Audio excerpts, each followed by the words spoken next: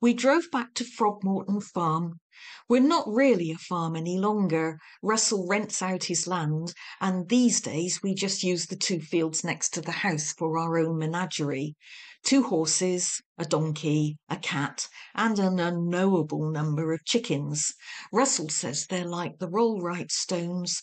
Every time you try to count them, you get a different number.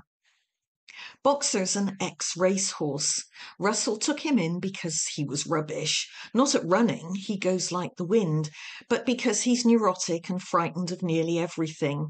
And he hates the wind because it blows terrifying leaves at him.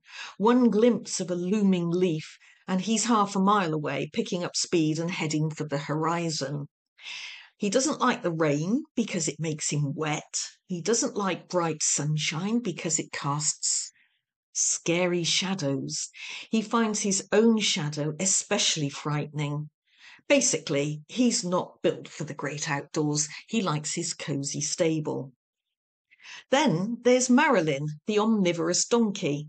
Boxer adores her, so all we have to do is lead Marilyn wherever we want Boxer to be, and he'll happily follow on, as long as the water trough doesn't attack or a chicken doesn't look at him the wrong way, obviously.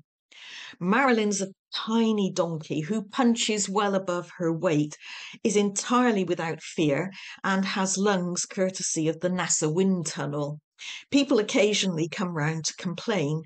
We produce our tiny donkey, they don't believe anything so tiny can generate so much noise, and they go away. Crisis averted. Until the next time. And forget baby Jesus, it's Marilyn who's the permanent star of the local nativity play and has her own Facebook page. We pulled into our yard. I'll go and shut the gate, I said. We won't be going out again today.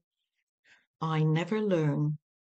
The chickens, under the mistaken impression they were about to be fed again, emerged from their 5-star accommodation and began to cluster around our ankles. I looked at Russell. Do you need a hand getting the horses in? Russell surveyed the sky. Normally, no, but Boxer might give me a bit of trouble. Can you bring Marilyn? Fortunately, Boxer couldn't wait to be rescued from the elements, barging into his box with an air of one determined never to leave it again. Russell left me filling hay nets and checking water buckets and went out to deal with the chickens. I did not offer to join him. I try to be a good wife, with mixed results, Russell says, but when it comes to our chickens, he's on his own. Other people have chickens. We have Patagonian attack chickens.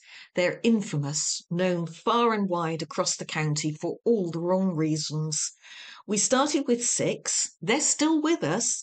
Agatha, Boudica, Clytemnestra, Desdemona, Elfrida, and Francesca. But now they're submerged in the other 20 or so. Normal people have a flock of chickens. We have a herd. Stampedes are a daily feature of our lives. Sadly, our rooster, Cogburn, had finally departed to the land of his ancestors last year. Of exhaustion, we'd assumed at the time.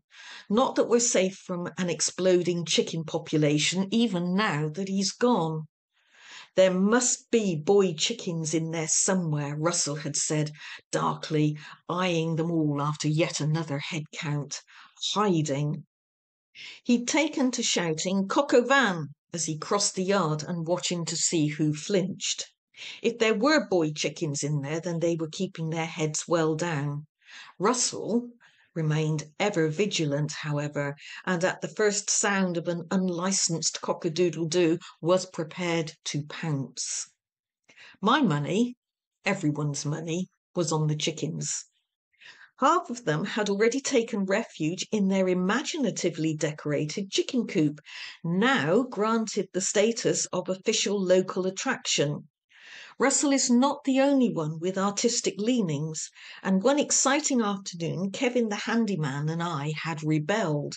We'd ignored instructions to paint the coop a dull rural brown as tradition and Russell had decreed, and had added blue, green, yellow and neon orange stripes and spots.